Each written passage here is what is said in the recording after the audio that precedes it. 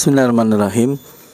Alhamdulillah, Allahumma salli wa sallim ala sayyidina Muhammadin wa ala alihi wa ashabihi ajma'in bi rahmatika ya arhamar rahimin. Imam Ibnu Qudamah dalam Minhajul Khazidin menyebutkan adab guru dan adab seorang murid. Murid harus membersihkan jiwanya terlebih dahulu dari akhlak-akhlak yang hina dan sifat-sifat yang tercela. Sebab ilmu merupakan ibadah hati. Dia harus melepaskan diri dari berbagai kesibukan yang lain.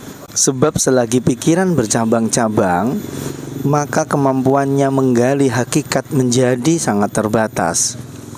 Orang-orang salaf lebih mementingkan ilmu daripada hal-hal yang lain. Diriwayatkan dari Imam Ahmad radhiyallahu anhu bahwa dia baru menikah setelah berumur 40 tahun. Suatu kali Syekh Abu Bakar Al-Anbari dihadiahi seorang pembantu wanita yang cantik.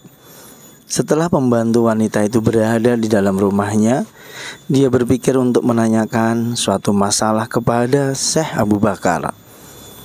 Karena dia masuk ke ruangannya dan hanya mereka berdua saja yang ada di sana, Syekh Abu Bakar Al-Anbari segera berteriak bahwa wanita ini kepada penjual budak.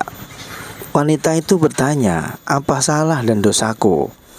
Beliau menjawab, "Engkau tidak bersalah, hanya saja hatiku bisa saja sibuk memikirkan dirimu.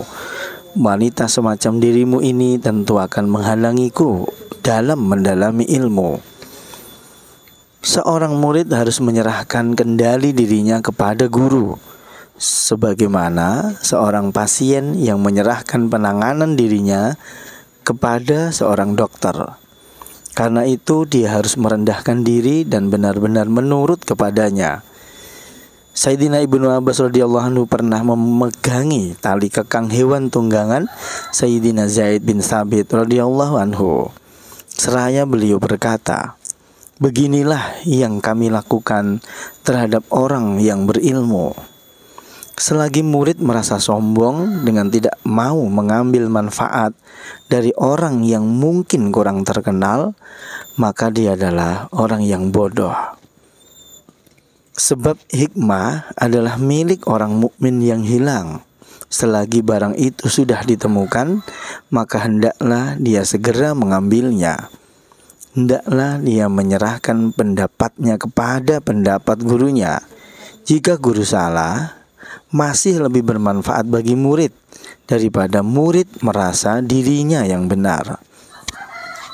Sayyidina Ali bin Abi Thalib radhiyallahu anhu berkata, "Di antara hak orang yang berilmu atau seorang guru atas dirimu ialah hendaklah engkau mengucapkan salam kepada semua yang hadir dalam majelisnya, memberi salam hormat secara khusus kepadanya, duduk di hadapannya, tidak menunjuk dengan tangan ke arahnya, tidak memandang secara tajam kepadanya, tidak terlalu banyak mengajukan pertanyaan, tidak membantunya dalam memberikan jawaban, tidak memaksanya jika beliau letih, tidak mendebatnya jika beliau tidak menginginkannya, tidak memegang bajunya jika beliau hendak bangkit, tidak membocorkan rahasianya, tidak menggunjingnya di hadapan orang lain, tidak mencari-cari kesalahannya, dan jika dia salah bicara, maka maaf harus dimaklumi. Tidak boleh berkata di hadapannya, 'Kudengar Ustadz Fulan berkata begini, yang berbeda dengan pendapatmu.' Jangan katakan di hadapannya bahwa dia adalah seorang ulama. Jangan terus-menerus menyertainya. Dan jangan sungkan-sungkan untuk berbakti kepadanya. Jika diketahui dia mempunyai suatu keperluan, maka keperluannya harus segera dipenuhi. Kedudukan dirinya sebagaimana pohon kurma, sedang engkau menunggu-nunggu apa yang akan jatuh darinya. Orang yang menekuni suatu ilmu sejak semula jangan ada niat untuk tampil beda dengan orang lain, karena niat ini bisa mengacaukan pikirannya dan membuyarkan konsentrasinya. Dia harus mengambil yang terbaik dari segala sesuatu, sebab umurnya tidak memungkinkan untuk mendalami semua ilmu.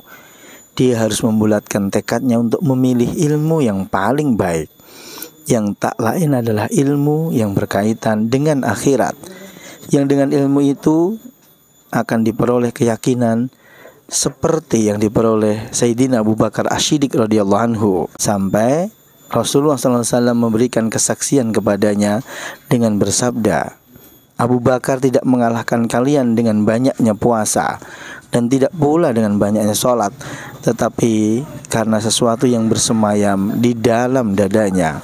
Mudah-mudahan bermanfaat. Alhamdulillahirabbil alamin.